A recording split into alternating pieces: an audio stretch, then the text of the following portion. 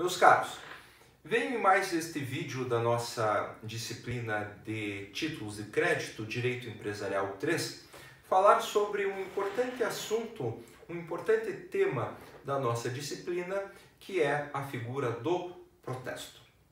Quando eu falo de protesto, eu estou falando sobre um ato jurídico de incumbência do Estado que tem a aptidão ou a incumbência, a competência de certificar que algo ocorreu ou deixou de ocorrer frente a um título de crédito. Esse protesto, que é definido por uma lei específica, que é a Lei 9492, traz logo de início que o protesto é o ato de certificação de ocorrência de um inadimplemento ou de algum fato em um título ou outro documento representativo de uma obrigação. Esta mesma lei também define que é o Estado por meio de cartórios extrajudiciais. Por exemplo, aqui em Curitiba nós temos os cartórios de protesto de títulos e documentos, que a partir do momento em que um determinado credor direciona-se a este cartório, ele tem a autorização legal para certificar a ocorrência de um fato em relação àquele título de crédito. Vide que eu menciono fato em relação a título de crédito na medida em que protesto não serve apenas para inadimplemento. Porque, por exemplo, se você tem uma nota promissória e essa nota promissória chegou o dia do vencimento, não houve o pagamento por parte do devedor. Logo, se o credor tem interesse de certificar que houve ou não houve o pagamento, basta que ele busque um cartório de protesto de títulos e documentos, que este cartório, verificando o vencimento, irá interpelar o devedor para pagamento, não irá ocorrer o pagamento e ele certifica com fé pública o inadimplemento daquela obrigação. Porém, embora muito comum para a figura do inadimplemento, podem ter outros fatos que eu quero provar no título de crédito. Vide, por exemplo, no que diz respeito ao aceite. O aceite da letra de câmbio. O senhor e a senhora sabem que o aceite é um ato formal, em que o credor, o beneficiário, ele se direciona até o sacado devedor para colher o seu aceite. Então, somente com esse ato jurídico aceite é que o título de crédito se torna um título perfeito, em que o devedor assume então a sua obrigação. Mais do que isso, caso o credor se direcione ao sacado e não haja negativa de aceite, haverá o vencimento automático imediato da obrigação frente ao sacador. Porém, para que o beneficiário cobre do sacador o valor, uma vez que não houve o aceite, ele precisa demonstrar que realmente, olha, eu fui até o cidadão e não quis aceitar. E não basta a mera palavra dele. Como é que eu vou saber se ele foi ou não foi? Para que ele exija o cumprimento. Deste modo, por meio do protesto, certifica-se que um determinado sacado foi interpelado ao aceite e se negou. Na medida em que, nessa situação, o beneficiário busca o cartório de protesto de títulos e documentos, é então interpelado o sacado para junto ao cartório proceder o aceite e caso não o faça, temos aí o prazo de 3 dias, caso não o faça, o próprio cartório certificará a ausência de aceite, o que autorizará a cobrança frente ao sacador. Então, em suma, num primeiro plano, nós temos a figura do protesto como um ato jurídico estatal realizado por meio de cartórios extrajudiciais no sentido de certificar fatos, a ocorrência de fatos diante de títulos de crédito, como certificar inadimplemento, como certificar, por exemplo, a ausência de aceite. É curioso porque diante, por exemplo, da Lei Uniforme de Genebra para a letra de câmbio ou, por exemplo, para a nota promissória, não há a necessidade de você, para cobrar do devedor principal, você protestar o título. Então, veja, diante do inadimplemento, e você sabe que no inadimplemento nós temos o vencimento do título, que pode ser em data certa.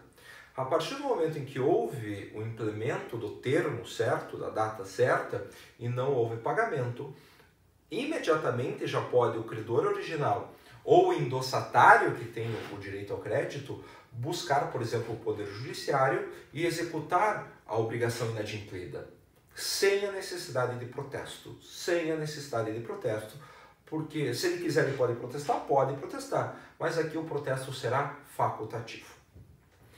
Porém, o senhor, a senhora sabe que quando eu tenho um título de crédito, eu posso ter uma cadeia de endossos. Falando-se da letra de câmbio, o sacador manda um sacado pagar um beneficiário. Esse beneficiário endossa para A, que endossa para B, que endossa para C, que endossa para D. Esse sujeito D é o credor, é o beneficiário, que então buscará o sacado, que é o devedor principal, para pagamento da obrigação. No entanto, e para isso ele não precisa protestar, no entanto, caso não haja o pagamento do devedor principal, abre-se a possibilidade de todos os outros componentes desta cadeia de endosso responderem pela obrigação frente a D. Ele poderá cobrar de C, de B, de A, do beneficiário ou do próprio sacador, além do sacado. Perfeito. Sabemos que para a cobrança do devedor principal não há necessidade de protesto. Porém, caso este beneficiário queira cobrar a obrigação de qualquer outro codevedor, qualquer outro componente da cadeia de endosso, aí sim o endosso é obrigatório. Aí sim o protesto é obrigatório. Deste modo, terá que buscar um cartório de protesto de títulos e documentos, se tiver essa especialidade, se não um cartório extrajudicial de sua comarca, e proceder o protesto, a busca, então a certificação de que não houve o pagamento. O detalhe é que pela Lei Uniforme de Genebra existe um prazo para que este protesto seja realizado a fim de admitir-se a cobrança dos codevedores. E este prazo é de 2 dias úteis. 2 dias úteis, considerando o dia útil o dia que tem expediente bancário. Veja que se trata de um prazo bastante exíguo, na medida em que o vencimento, no dia seguinte ou no posterior, 2 dias úteis do vencimento do título, veja, o dia seguinte ou posterior, tem que ser procedido, tem que ser realizado logo, portanto, o protesto. Realizado o protesto em 2 dias úteis, considerando então a apresentação ao cartório como a data de interrupção desse prazo, poderá o credor cobrar de qualquer dos codevedores. Tanto que, quando de um processo judicial, com a petição inicial, ele tem que juntar a cártula, como o senhor e a senhora sabem, e também a certidão de protesto obrigatoriamente. Na ausência de protesto, não se poderá cobrar dos codevedores. Diante disso, eu fixo o seguinte quadro. Falando-se de inadimplemento, por exemplo, e aqui a regra no que diz respeito ao inadimplemento, o protesto será facultativo para o devedor principal. Porém, caso se queira cobrar qualquer um dos codevedores, o protesto se trata de um protesto obrigatório. Essas são as nossas regras de maneira muito simples. Para finalizar, há a possibilidade, e como você estuda tanto títulos de crédito e você quer se tornar um técnico no assunto, há a possibilidade de você cobrar um codevedor sem a necessidade de protesto. Repito, há a possibilidade de você cobrar um codevedor sem a necessidade de protesto. Para tanto, basta a aposição da expressão sem despesas.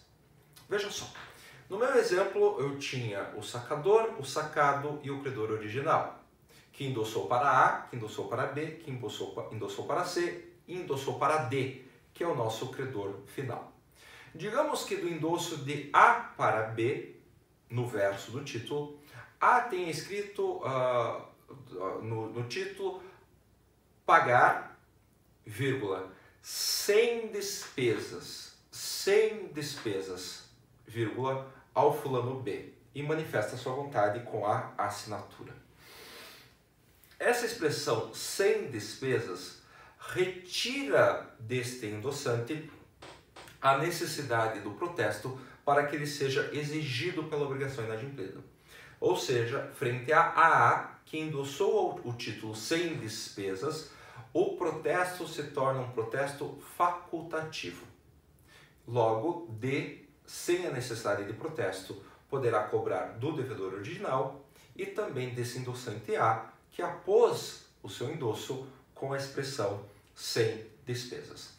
Para todos os outros codevedores, o protesto continua sendo obrigatório. Para o sacador, para o credor original e para todos os demais. Obrigatório. Todos os endossantes que endossarem com a expressão sem despesas, logo o protesto se tornará facultativo. Mas professor, ok, protesto ele tem o seu custo, é um custo de transação, torna mais caro, tem um prazo de 2 dias, não tem como já na emissão do título eu, de alguma maneira, com alguma formalidade jurídica, dispensar o protesto para o devedor e para todos os codevedores, ou seja, tornar o protesto facultativo para todos? Sim, há possibilidade, desde que realizada diretamente pelo sacador. Então você sabe que é o sacador que emite, lavra o título no primeiro momento. Ele faz o saque, o sacador, que traz as expressões, a literalidade no que diz respeito a esse título. E se o próprio sacador, quando do saque, da elaboração do título, apor a expressão sem despesas, o protesto, desse modo, se tornará facultativo tanto para o devedor principal, quanto para todos os futuros e vindouros codevedores. É uma grande vantagem, é uma grande ferramenta no que diz respeito aos títulos de créditos, em especial no nosso estudo As Letras de Câmbio. Tudo bem? Então, meus amigos, até o próximo vídeo.